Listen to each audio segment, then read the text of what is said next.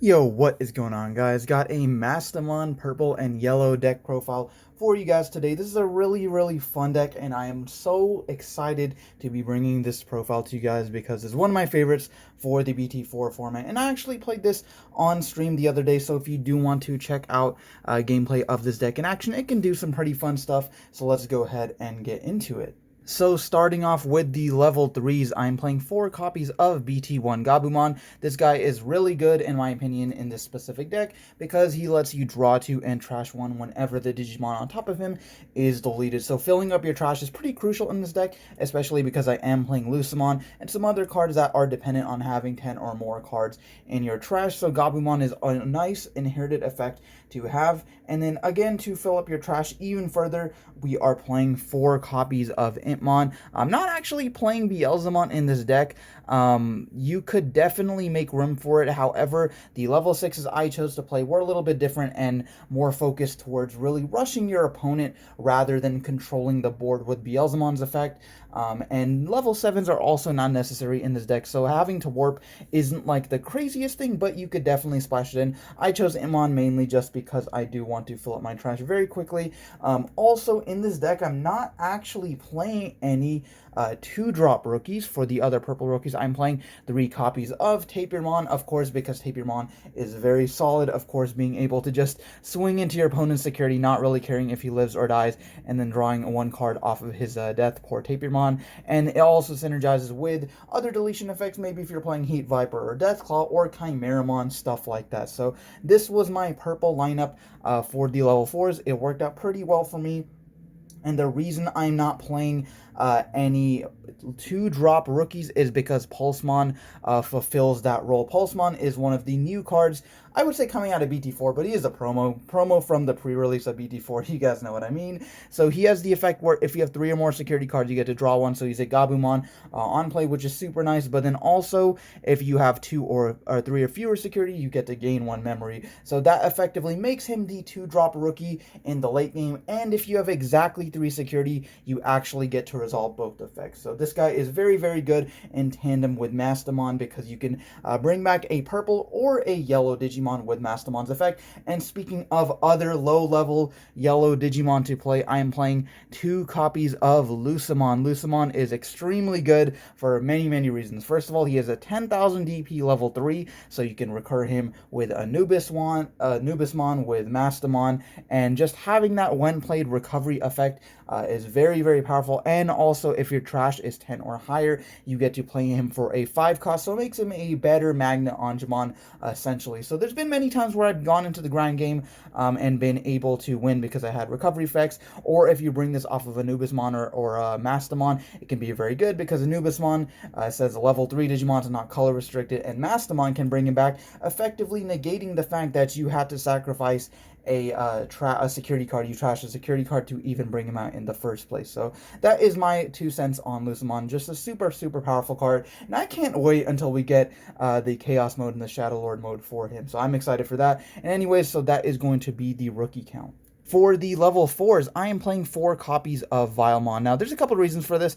One being because I actually have not gotten my hands on the English release of the new starter deck, but also because I anticipated a lot of Nidhogg. I think Nidhoggmon is going to be a very prominent Digimon in the BT4 meta, and I was right. So there were lots of green players running around. So the fact that Vilemon and the 2-cost blockers are 6,000 DP rather than 5,000 is very huge, especially against green and yellow matchups. Yellow is also very DP dependent, so having the extra 1,000 can come in handy. And even though this is kind of a rush-focused deck where you're trying to whittle down your opponent's security, you still do want your blockers. Now, for the other purple level 4s, I am playing 3 copies of Wizardmon. Wizardmon is great for multiple reasons. For one, he has the effect where on deletion, you get to trigger draw 1.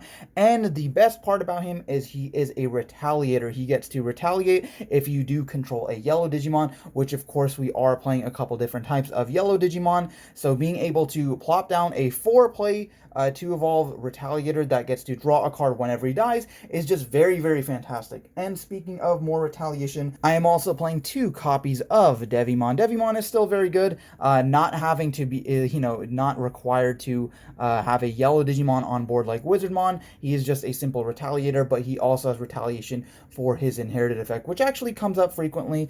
Sometimes even though you are digivolving to a Mega or a level 5 or something, this is very handy. So just getting rid of your opponent's Digimon and controlling the board through there, especially because lots of green decks are suspending their own Digimon through Digisorption, through Hidden Potential Discovered, so being able to punish that is super nice.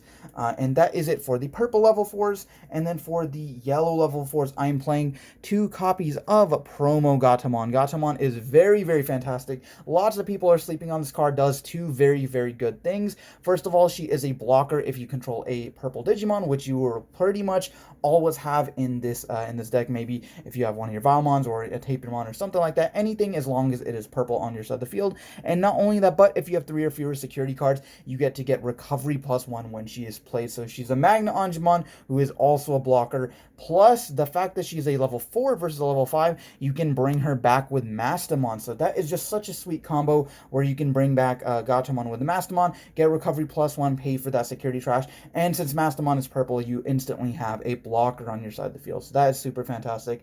Can't stress enough good things about this card. And that is it for the level 4s. For the level 5s, I am playing 3 copies of Chimeramon to get rid of problematic level 5 Digimons like Lilamon and Rise Greymon and Mock Galgamon and tons of the other crazy cards out of BT4. I still think Chimeramon is very good, especially because I am playing cards like Tapirmon and Itmon. And then for our cheap evolution here, because sometimes you do want to build up into your level 6 pretty quickly, I am playing 3 copies of Myotismon. So I opted Myotismon versus Skullamaramon because Myotismon, correct me if I'm wrong, I believe he does have more DP. I think Skullamaramon 6,000, 7,000, while it isn't the biggest difference, again, this does matter in the yellow and purple, yellow and green matchup, especially against War Greymon. The fact that he's 7,000 means he barely dodges War Greymon, so they might need to have a Salamon or a Gatomon or something else underneath it. So having the 2 evolution costs for that is very nice. And then the last level 5 here is just 1 copy of Magna Angemon, because Mastemon is a yellow-purple Digimon. You can Digivolve her on top of a yellow or a purple level 5, and I think the recovery +1 option is pretty nice. So that is it for the level 5s. For the level 6s, I am playing 3 copies of Mastemon and 3 copies of Anubismon. These guys do a couple slightly different things. Both of them are focused on revival. Mastemon lets you trash the top card of both players' security and revive a level 4 or lower purple or yellow Digimon. So that's a huge majority of the deck. You could revive a blocker, you could revive a Gatomon, Lucemon, Pulsemon, stuff like that. Anubismon is really good because he does a slightly different thing where you can revive a level 3 Digimon. That is not color restricted, so that you can actually bring back a Pulsemon or a Lucemon as well. And not only that, but that Digimon and any Digimon played from the trash gains Rush. And if you don't know what Rush is, it explains the keyword right here. Rush is an ability where this Digimon can attack the turn it comes into play. Normally, Digimon cannot do that unless they have that ability, but Anubismon gives all of your Digimon played from the trash the Rush ability. So there are so many times where I've been able to just Digivolve into Anubismon, bring back a level 3 Digimon, and swing for game because I had an extra attack that my opponent was not anticipating. And Mastemon is, for cost, a little bit more expensive. She's also 12,000 DP, and you can actually get around that 4 cost with some other cards I'll show you in this deck. And then lastly, for just 1 level 7 here, I'm playing 1 copy of Millenniumon. Definitely not necessary, but this is very nice, especially as a follow-up to either of these plays. Sometimes reviving something from the trash is not enough, and you need to get rid of one of your opponent's problematic Digimon. So that is it for the Digimon cards. And then for the option cards and for the Tamers, I am playing 3 copies of Kari Kamiya. She is very, very good. I think this card is a little bit underrated. I wanted to play 4, but I couldn't really find the room. Basically, this is the new Kari coming out of BT4. When a card is removed from your security stack, you may suspend her to gain 1 memory, and that is actually during all turns, so you can do that during your opponent's turn. It works very well with Matt Ishida here. So these guys are super good because, for example, let's say you have your opponent is at like 1 or 2 security. Let's say, or sorry, memory. So let's say you've got 2 of these on board. Your opponent is at 1 memory. So what you can do is if they attack your security, you can, okay, you'll lose the security. You can suspend both Karis. It'll become your turn because now you've gained 2 memory. And then if you have a mat on field, you'll instantly go to 3. So that's almost like a +5 interaction right there, +4. I don't know, whatever that is. But my point is that you can pass turn unexpectedly. Lots of people I played against were not expecting Kari. They either didn't know what she did or just weren't really playing around it. So it's just super good.